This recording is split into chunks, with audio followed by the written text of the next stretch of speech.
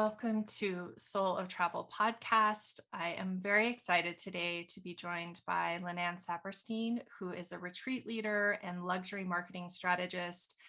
She's also the founder and chief business strategist at the Experience Experts. And this is a really kind of fun conversation because we met several years ago in a virtual meeting space, and then have followed each other, as you've kind of traveled around the globe, but now we're both in Colorado, and it's just kind of weird to kind of be finally meeting in person, if you will, and having a conversation. I'm so grateful to kind of bring that connection together and invite you into this space because I've really enjoyed all the things I've learned from you in the other, context. And this is fun to kind of shift gears and learn more about your work with retreats and marketing and this other zone of genius that you have. So welcome to the podcast. Thanks so much. I'm so glad to be here. Well, as we get started, the first thing I'd love to do is have you introduce yourself and tell us a little bit about who you are in the space of travel right now. So I live and breathe travel. It's something that I would say in my top values, just travel, adventure, transformation is are both all up there, and they sort of integrate together in my company.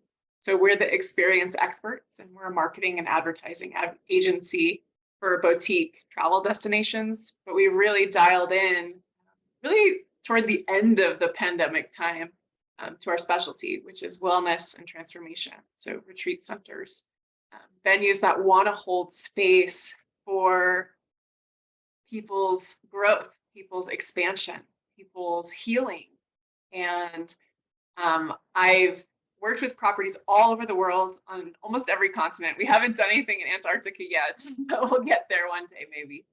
I'm just really passionate about marketing because I think there are so many hidden gems in this world, and they're just existing in like a black hole and nobody knows about them. And they're just giving this 5-star service, these amazing experiences that they've curated or built from their dreams.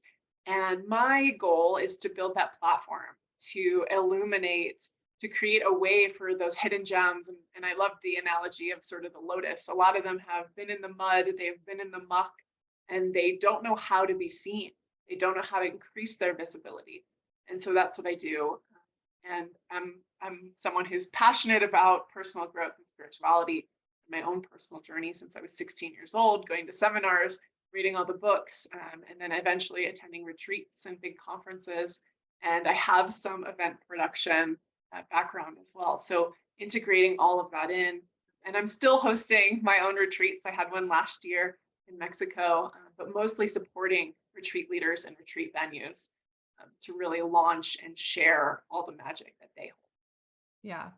Thank you for outlining that. And I think what's so great and what I see in the work that you do is how well you are able to bring all of those things to this. So I think, one way that someone might look at marketing a destination or, a property is so different than how you look at it. And you really, I feel like, have an ability to really uncover the magic, get to the roots of things, and tell that story in a way that is so like personal and true to a place. So it's like it really does come alive, like the lotus. Like I love that analogy because I feel like that's what I have seen and witnessed, and the way that you can bring some of the other things about you that are really, unique, and maybe you wouldn't try to mix with travel marketing. Like you are able to really do that in a way that I think is so cool, and like just really personifies who you are. So I think it makes so much sense. So I love to get into that as we move through our conversation. But first, I would love to hear more about why travel is so important to you. It is definitely one of my values, as well as, transformation and connection and healing. Like all those things are so important to me. But how did you discover that was your path, and what kind of led you into that area and a focus? Well, I'm someone who's always loved to travel. and learned so much about myself on the adventures and the journeys that I've been fortunate enough to be on. You know, I raised money when I was a teenager and went on a trip with my Girl Scout troop. Um, but I was running a marketing agency in New York City, living there, and my mentor was like, "Your energy is so like dead. It's just like dropping." But I would go on these trips, you know, I would save money and go on this trip. I went on this very long trip to India. I came back and she said, "Your energy is just like open and expansive and you're so inspired." And for me, that was the deeper wisdom on entrepreneurship, that's where my genius lie. And that's where I was being called, but I wasn't fully ready to admit that to myself yet, right? Because I was living the dream. I was living in New York City. You know, if you can make it here, you can make it anywhere. And I really had to surrender. And I ended up getting a client in Costa Rica, and they invited me to come down, and I was meant to go down for a couple weeks. I was there for many months. I basically lived on the property, and my roommates thought I was never coming back. You know, they were like, "Do you want us to do something with your stuff? Like, what's the plan?" But I really found that when I was on the road, when I was at a property and I could fully experience it, first the land, the property, what it spoke to, but then the really interacting with the people and holding space for them and getting to know them, and then really experiencing the experiences that they were creating at the property, then I was able to translate it to all the different things I knew about marketing and advertising, and take that essence, take that pure distilled truth about the property and put it on a website, put it in social media, put it on, you know, email marketing, and then people felt it, you know, and then there was these like bursts and these sparks, and then the property was able to grow and be seen. So for me, it's like life force energy. Hmm. It helps me not be a white girl from the suburbs. It helps me experience other cultures. And I really believe it's where I come the most alive. And if you look at my astrology, I've got my moon in Sagittarius. So just there's a lot of adventure and curiosity and inquiry. And there's a lot I have to learn by traveling all the little points on the globe. Mm-hmm.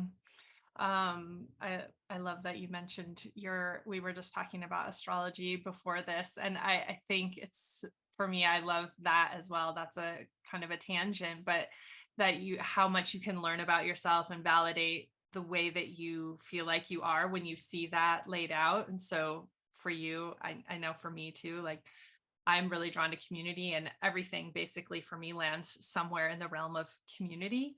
And even travel is within that. And so I think it's so helpful for people to understand themselves that way, and then their business. And then for you to realize, okay, this is how I can do what I do best. And it says so right here. So I can go ahead and go for it. I think that's such a cool experience to have.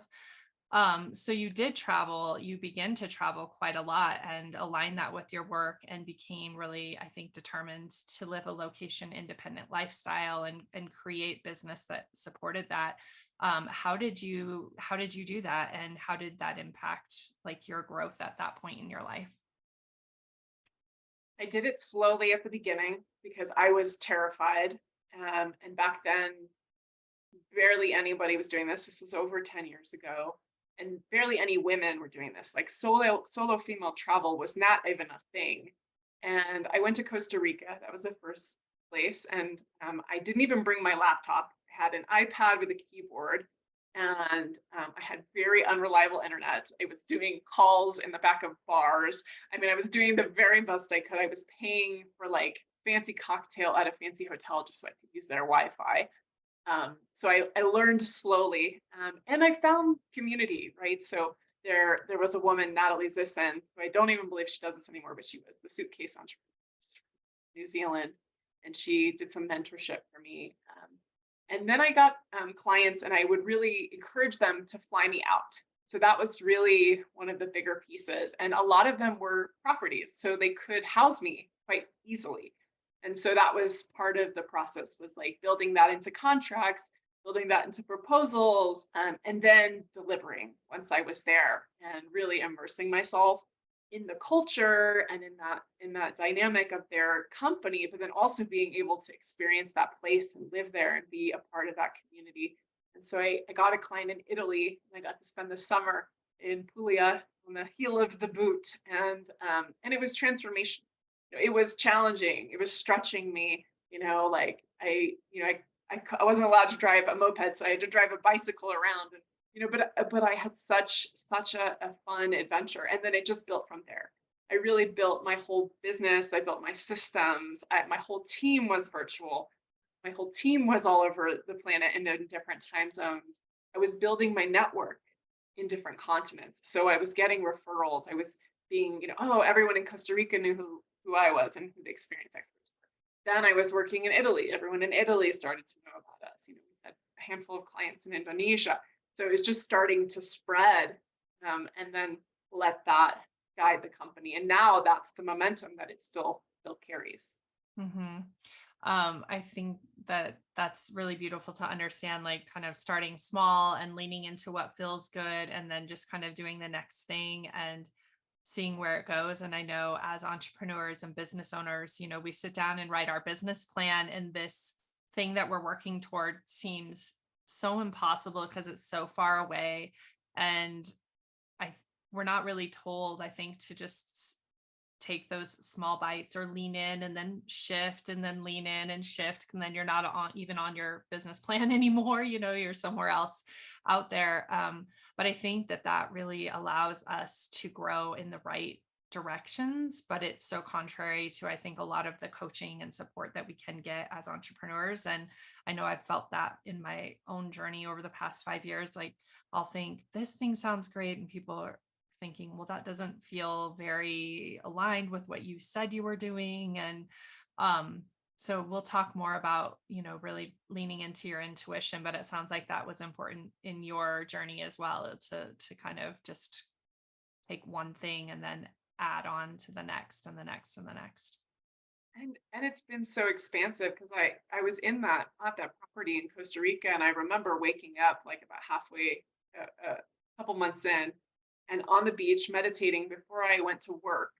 And I was like, tears in my eyes, on my knees in the sand, like, oh my God, this is my life.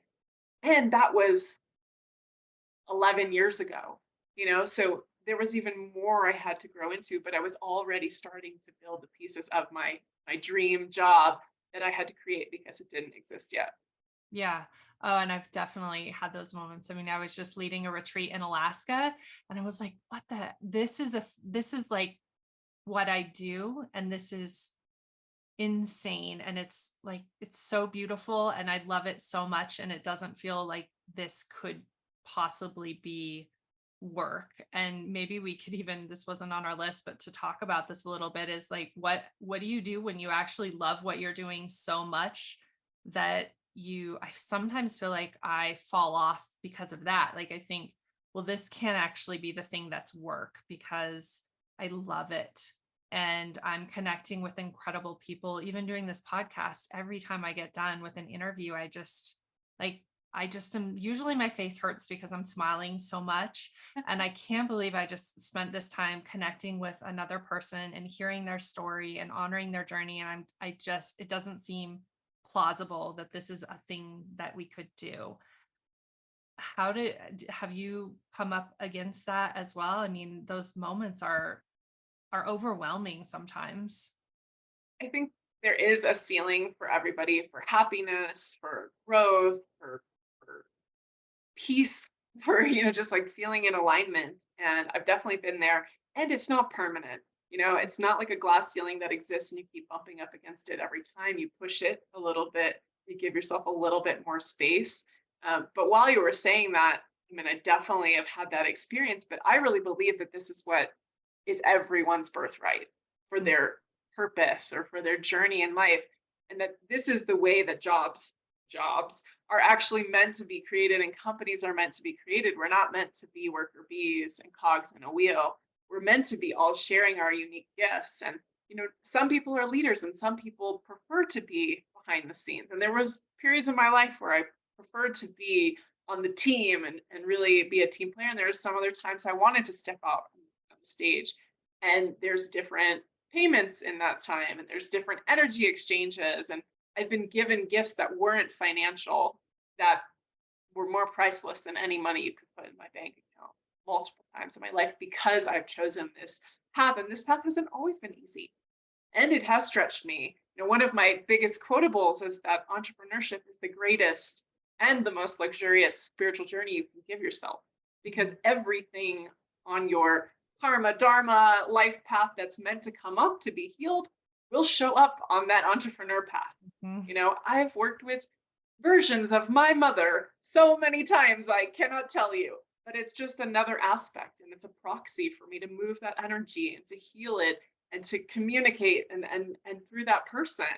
And the other thing I've experienced is through these trips, the people I've met, the serendipity, endless, endless, because I've shown up.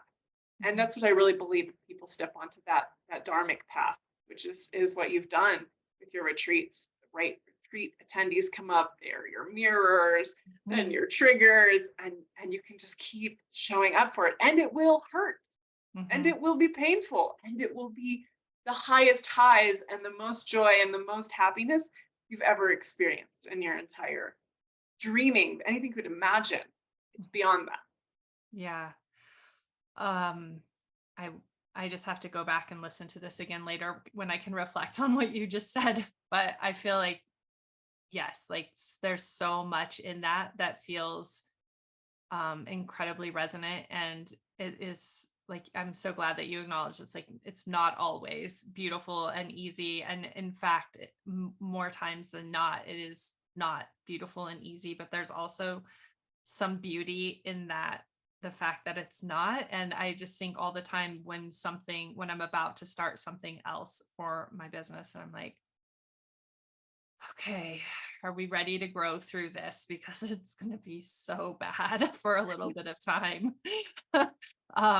But it's also really rewarding, because you're doing this, like, for yourself and with yourself. And so it really is such a growth process. And thinking, like, before this podcast started almost 3 years ago, like my kind of intuition was telling me that you are going to now use your voice. Like, this was the message the universe kept telling me. And I was thinking, well, I don't think so, because I really like to disappear, and that doesn't feel like me. And that's probably not true. And I just kept hearing it. And then all of a sudden, this podcast unfolds, and oh, I see what you did there.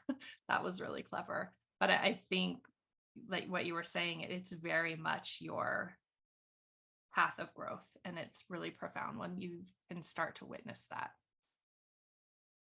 Well, I would love to then kind of talk about, speaking of things we don't expect and growth that we weren't really expecting to have.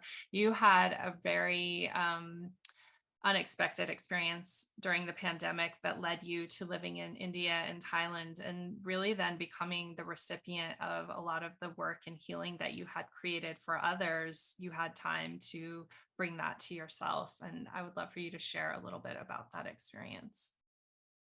Yeah, so just like what you said, we got stuck. Me and my partner were on a 3-month trip. So, we hadn't closed a lot of loose ends in the US. It's just, we were meant to go to India. He was going to lead a retreat in Thailand. And then I was speaking on a cruise ship in Italy, and then we were going to come back. And lo and behold, about 2 weeks in, India shut down. And nobody knew how long it was going to be. So we just kept being like, we're going to hang out in India, and then it got to like almost 9 months later. We were like, oh my God, do we live in India now? Just like what happened? But, for me, there were so many people creating right at that beginning of the pandemic. There was like, everything was going online. And it's where I had been for so long. So I was like ready, guns blazing. And I had the worst internet I've ever had. And I was stuck at this guest house. We could not leave the property. We were like sealed. And if we left the property, they were like, you can't come back.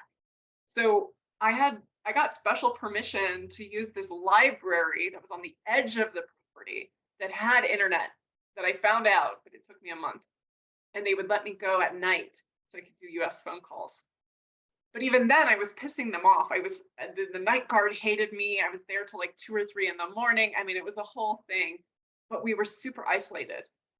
We saw maybe 5 people for 3 months. And I couldn't create. And so what I got to do was relax. And I couldn't get on a plane and I couldn't go to another hotel. So I got to sit and be still. And I got to meditate in the home of meditation, right? And I was in a beautiful town called Orville, which is very famous for meditation, and got to heal my nervous system and got to face the um, intrinsic knee-jerk reaction I have to move to the next place, to the next thing, um, to the next exciting, stimulating thing that's going to come on my path. And that was really beautiful, really challenging. Those first few months were, I couldn't even go to like a restaurant. I was going nuts. But my partner is a yoga teacher, and there was so much great wellness on the internet. And I was able to sort of drop into that. And I got to focus. I love detoxing. I love cleansing. I've worked with a lot of detox properties. And my friend was running a bunch of free detoxes. And I was like, I have nothing else to do. I've always said I can't do this because I need my energy. And I sat and I think we did like 4 liver detoxes, one every month. And we were just feeling like on top of the world. We had access to all this clean food. And so we just dropped in. And I think for me, when I look back at that time, and then even our transition to Thailand, which was even more free and even more healing, it's just like there was no one in Thailand. We're on these beaches by ourselves. We were going to these resorts, and they were just grateful that I was in the country and they could talk to me. So they were like, "Do you want to come stay for a week?" I was like, "Yes, sounds great." And having these beautiful lunches with the marketing team and the general managers. But it was a slowdown for me. It was a massive exhale. It was like I'd been holding my breath for 10 years. Um, and I'd been hustling. It's this whole like hustle, versus alignment, in culture with entrepreneurship and running your own business. I was like running very masculine. I was pushing, right before the pandemic, I wrote this like $2 million business plan, and, I was paying the mentors. And then instead it was like, how many clients can I retain? Because all their hotels are closed. How can I keep myself on retainer because they need the help? And how can they pay me? It was really dire straits. And because I was in a really balanced place, I was able to hold a lot of beautiful space for people through Zoom. And I was able to face a lot of my own demons, a lot of the things I'd been escaping from for many years. And unfortunately, that's the shadow side of travel. Some of us really use travel as a mechanism to not feel. And so I really sunk in and I got to feel, and I did a yoga teacher training that was for like the soul of women, and really felt all the feelings. Oh my God, I was like waterworks, like every day crying, feeling everything. But I helped plan, I think I told you this, I helped plan, I don't know, at least 12 yoga teacher trainings over the years. And I'd been there, but I was on the back end. I was on logistics, making sure we have what they need. And I told myself, when I have a month to give to a yoga teacher training, I'll do it. I never did it. And then I had the opportunity. I said, if I don't do it now, I'll never do it. And now I have a baby, so it's even more difficult now to do it. And so I really just, I gave myself the gift of so many things that I had been putting off, so many things that I knew would help me, so many things I'd been exposed to, but I'd never fully deep dived into. And it was such a gift. And so I had a very different experience during the pandemic. I didn't have stress. I didn't have fear. I had a lot of deep healing and a lot of deep release, and a lot of expansion on the other end. Yeah. I just keep kind of thinking of this notion of, in that moment, that the universe was just like putting this cup over you, and you're like, you will just stay here. I feel like there's so many of us, and myself included, at points I'm like, did I manifest this whole thing? Because all of the lessons I'm having to learn because this happened, or the challenges that this keeps putting in front of me, feel like they're mine. I mean, I know so many of us had that at the same time, but it was such a weird experience that I feel like when something so seemingly powerful for you, it feels like it couldn't be for everybody else. And so then you kind of are looking around and being like, wait a second, I'm so sorry that I did this for everybody, but it was the only way I was going to sit still. Or, this was the only way I was going to speak. Or, there were so many people that had these really powerful transitions during the pandemic. And it was because the pandemic happened. And I feel like you and I could probably really pick that apart in a lot of ways. Well, But well, the Native American traditions, a lot of their elders said this was the great pause, and that we collectively did manifest this mhm, because we were too spread out, too frenetic, burned out. mhm. And those of us who really took the time to take the exhale were able to benefit from it versus let it take away from our life. Yeah. Yeah. Well, I'd love to now get a little bit more into the work that you are doing, so that we can share that. And I feel like, we talked a little bit about how this energetic part of yourself really has been aligned with the marketing. So I'd love to hear from you how kind of use some of that intuition to work with your clients, also to really choose the clients you're working with, because I know that you have seen a transition towards really attracting more spiritual owners or owners that really have other people's interests at heart.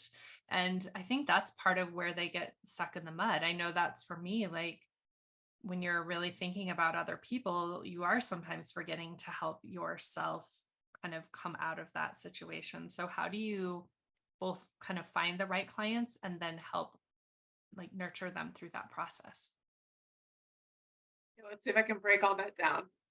So one of the other things I gave myself during COVID was I did a quantum energy healer training, and I did that while I was in India. And it was something again that I wanted to do for so many years, and so I think I even opened up a portal to my intuition more deeply than I ever had before. And I used to call myself an intuitive nomad. People are like digital nomad, and I was like, yeah, I like the computer part. It makes everything easy, but I really feel like I'm called by my intuition. I'm called to a certain country. I would get an inquiry on my website and I would instantly know I was going to a place. And people like, just from that like 2-line sentence, yep, that's where I'm going next. And I could feel it and I could feel that pull. And so I am different in some respects, just because I'm working in the retreat space and we've narrowed that in with, with the marketing agency, but really I orient myself differently. I really feel into people's energy. Um, I make jokes, but like almost every property I've worked with, like it's like a coaching, a healer, relationship, and like things are coming up. Like tragic things have happened to some of my clients while I was working with them, but I was there and I was able to support them. So it's more than just marketing. There's so much more that we can hold space for another human being, especially because they're holding space by owning a property, by ushering this in. So I think that's one of my unique selling points, if you will. But I think it's something people feel, right? They Mhm. feel it in my website because I put that in there in some of my marketing materials, but they feel it on a sales call with me.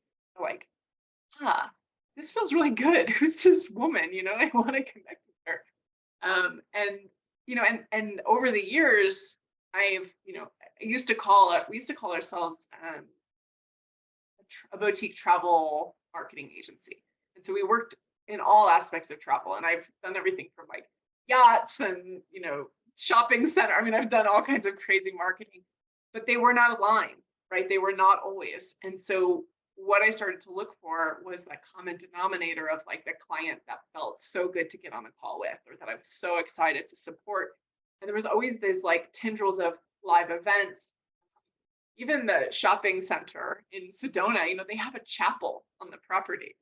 They host weddings. They do native dance ceremonies in the middle of the property. So there was always these like little tendrils of things I would get really excited about, but I wasn't always leading with them, and it wasn't always what I was connecting on. And I'd say when the agency came out of sort of the darkness or the shadow of the pandemic, last year in 2022.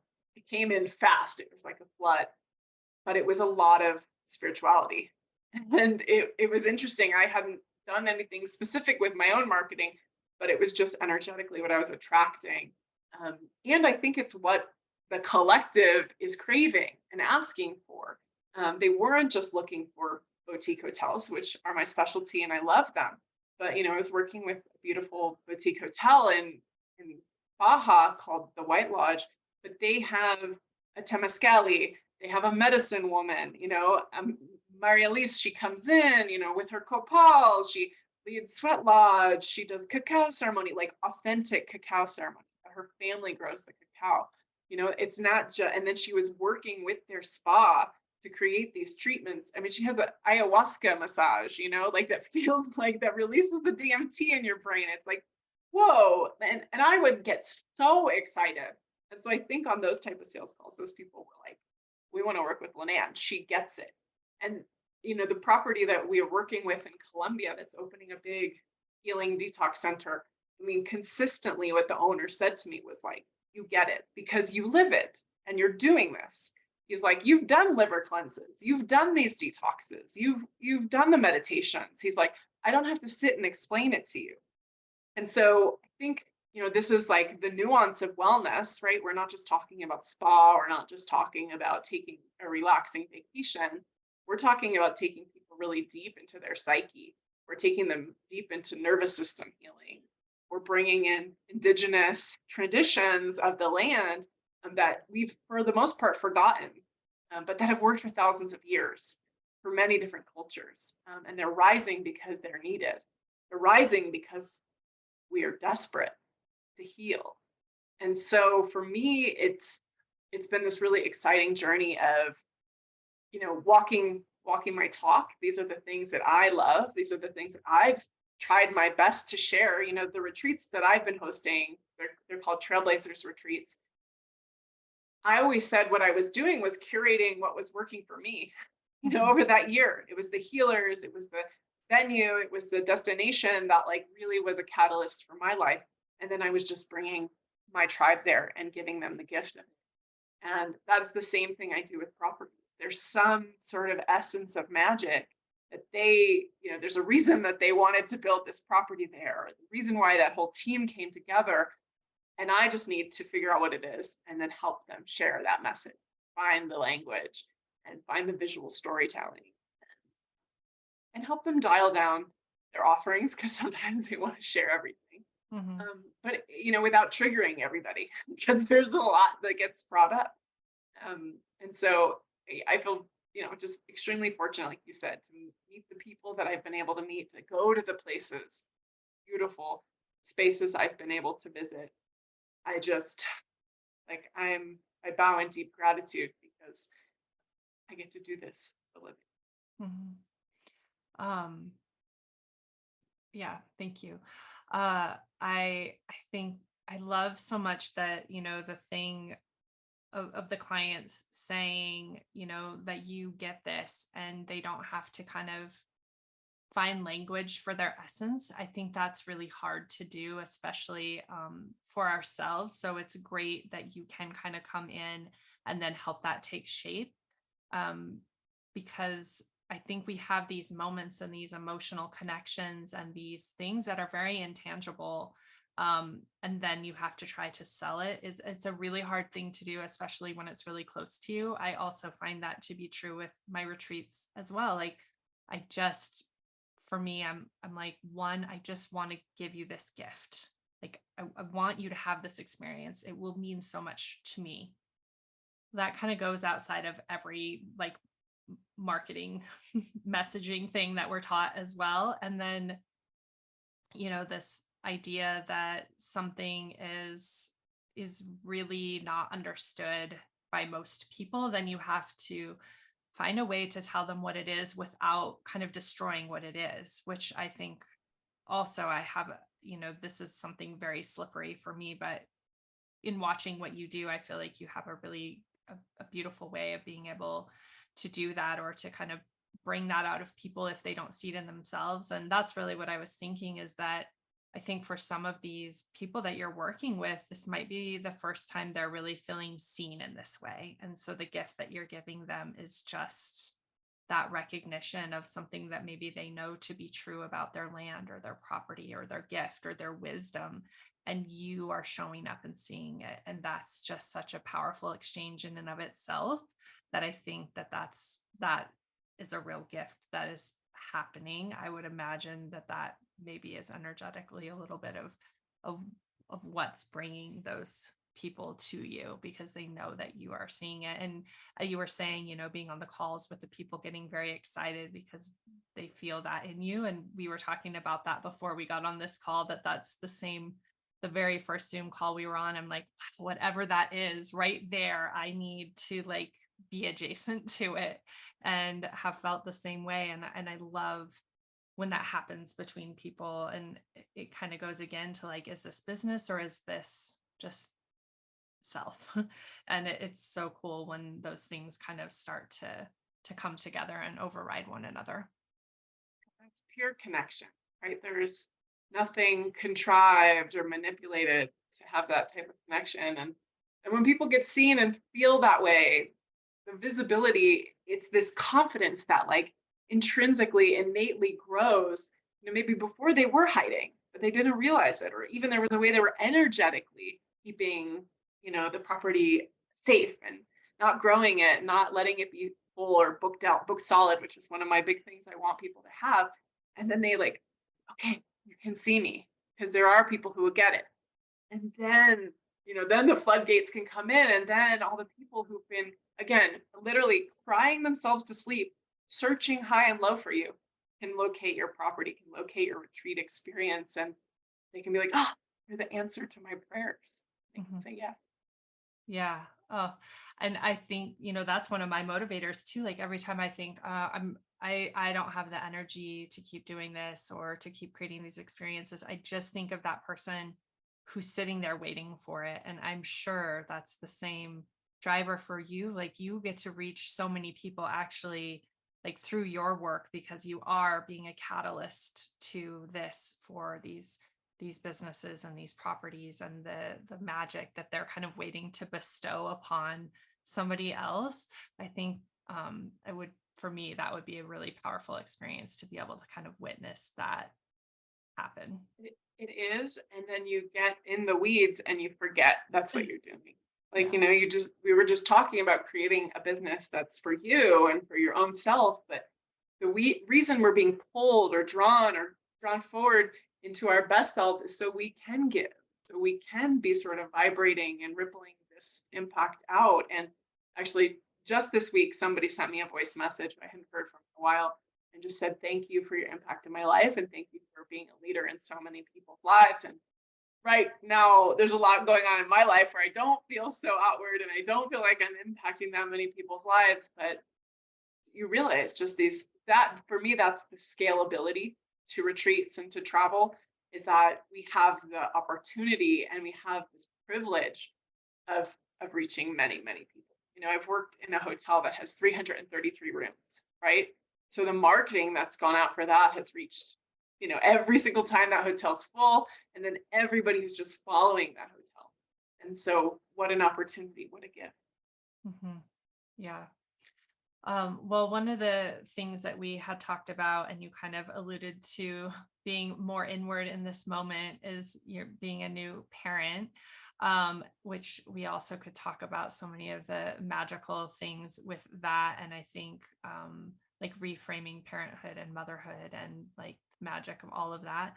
But you had mentioned that you were really craving a retreat, and you've been searching out for them, and any time that you mention you would love to bring your child with you, the doors are kind of shut. And then I was thinking about that, and how powerful it is to have an experience of growth like that, and why wouldn't we want to have that with our children, and like really travel in a meaningful and rich way as a family, and then also have moments of personal growth for ourselves and with our partner. Like that's such a nurturing and rewarding way to travel. And yet, as when you mentioned that, I had thought I've never seen something that really exists like that. I mean, anything that's really marketed to parents is this very like separatist experience, or like you can just go ahead and put your kid in kids club for the whole day and then you can do whatever you want to do, or there's nothing that feels like what I think maybe you and I might be craving, and maybe it exists out there somewhere. But I'd love to talk about, like, one, what would be the value for that? Do you see yourself really looking for that experience, and have you witnessed that anywhere in your travels where people are really creating that kind of growth experience for families together? I'm still searching. It doesn't exist. I won't name an event, but they specifically have language on their website like parents take a break and leave your kids at home, and they compared it to why you don't take your dog on a retreat or on a vacation. And I thought that that was messed up. um, but I think there's something called Mastermind Talks, and by an amazing guy named Jason Gaynard, and he just brought families, but he still is keeping them separate from the main group. So families have their own experience and there's some overlap. So I think understanding that families have a different need, they have a different schedule, I think is part of what he understands because he has a family. Anytime I experience something like this, I always say it's like a void. It's where I know I need to go fill my energy, because often in my life I can't sit. Sometimes I will sit back for years and someone else will create it. Someone else will create it.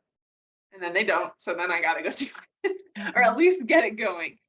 So I feel like that's what I'm being drawn to. But, there isn't, and I've been in all inclusive, hotels for a while, and exactly what you spoke of, the kids club, or it's just like, let the kids get hooked up on sugar and throw them in the pool. And, parents need a break.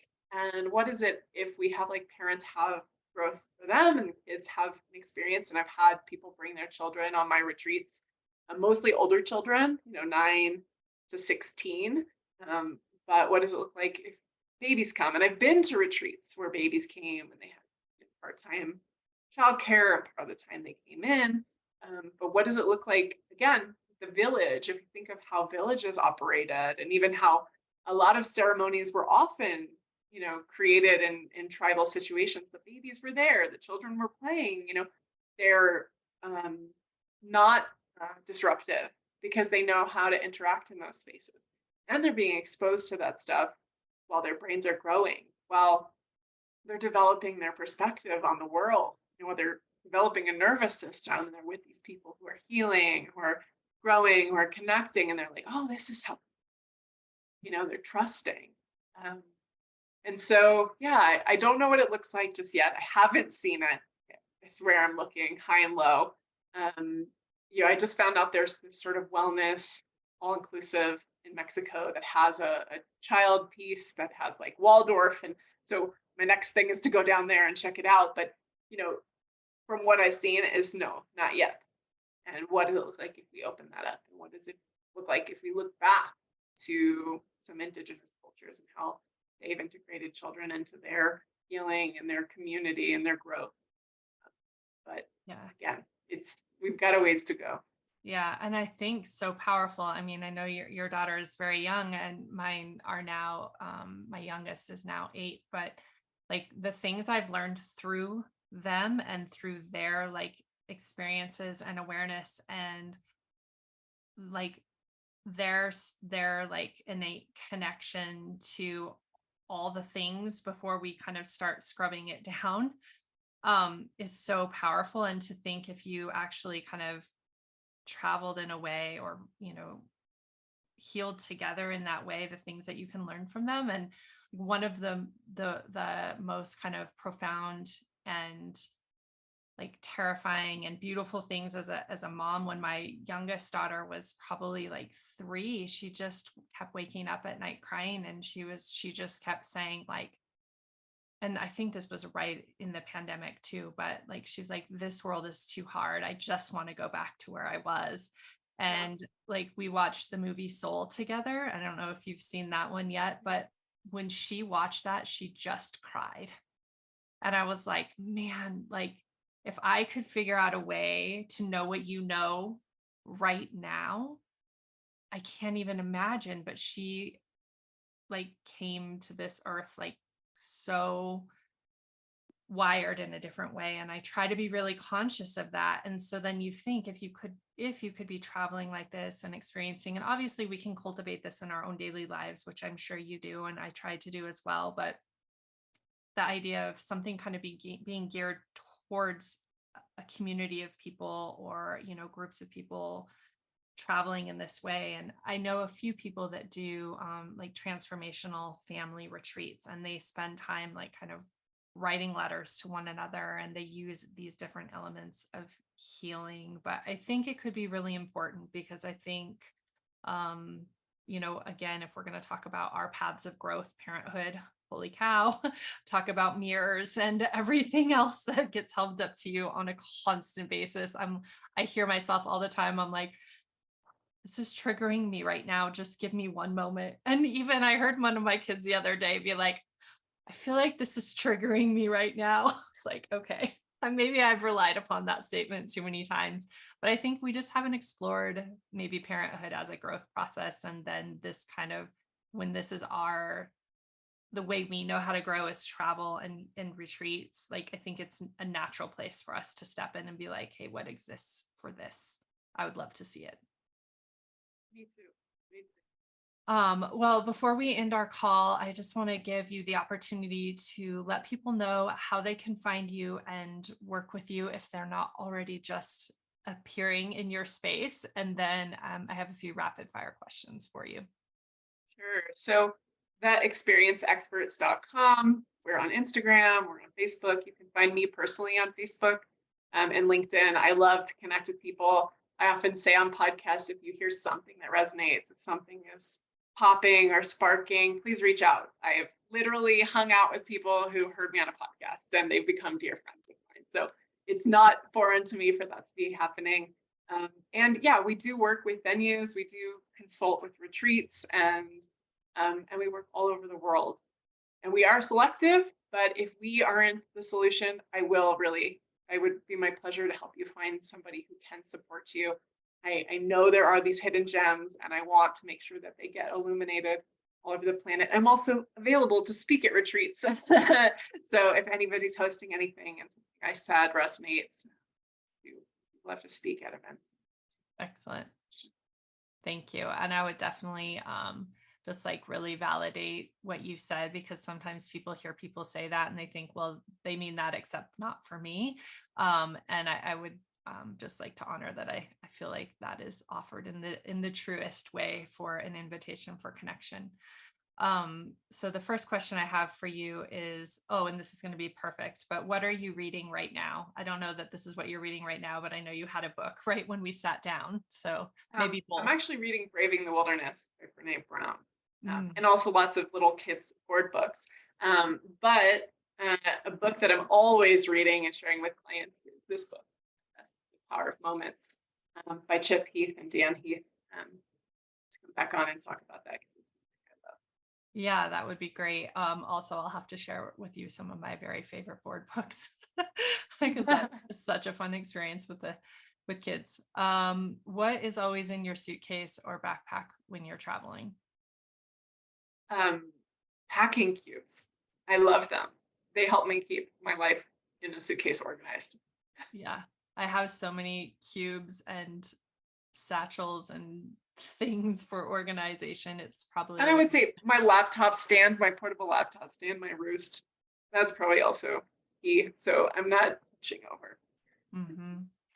That's good for me to think about as I'm preparing for a year, because I was looking at that. I'm like, is that a necessary thing? It feels like it would be really nice to not be doing this. To sojourn is to travel somewhere as if you live there for a short while. Where is a place that you would still love to sojourn?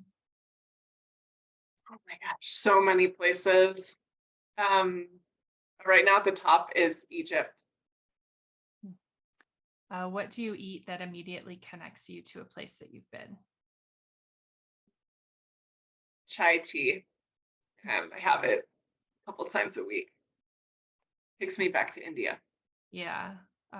Who was a person that inspired or encouraged you to set out to explore the world? a woman I call my entrepreneur mom. Her name is Donna Cravata. And she does like PR marketing and she's brilliant, but she couldn't travel because she had a son and now she's doing invert. She just turned 50 and her son is graduating from college. Now she's going to start traveling and now I'm having children and I'm not traveling. And she always said that that would happen and that I would be her consultant. She would travel all the places that I had been. And she lived in Costa Rica at the yoga retreat center that I worked with during the pandemic and worked from there. Yeah. Oh, that's amazing. Um, let's see, two more. If you could take an adventure with one person, fictional or real, alive or past, who would it be? Just going to say the first thing that happens in my head, Amelia Earhart on her plane and go around, I guess, the Caribbean or the Bermuda Triangle where she disappeared. Yeah. So Soul of Travel is for honoring women in the travel industry. Who is one woman that you admire and would love to recognize in this space? You know, there's so many. I just a lot of the female hoteliers. They probably don't know their names, but just their chutzpah and fire and creativity. And some of them are interior designers. Some of them come from money. But just I've had the pleasure of working alongside a handful of them, and to be in a really male dominated space that's very old school, very backwards sometimes in its thinking, but keep innovating travel and keep innovating experience. I admire them all so much and everything they continue to create. Yeah. Even when they get kicked out of their companies, which happens a lot. Yeah. Well, thank you for bringing that into the space of conversation. That might be another thing to come back to. We'll have like the Lynan part 2, 3, 4 here after this. But I really appreciate you joining me for this conversation and sharing your magic with us. It's been so great to be able to share this space, and I hope that a lot of people walk away inspired and kind of thinking about things differently and maybe excited about moving through things in a different direction. Thank you for having me. Really, because I love getting to know you, Christine, and I believe we planted a lot of seeds today. Thank you. See what grows. Yeah, absolutely.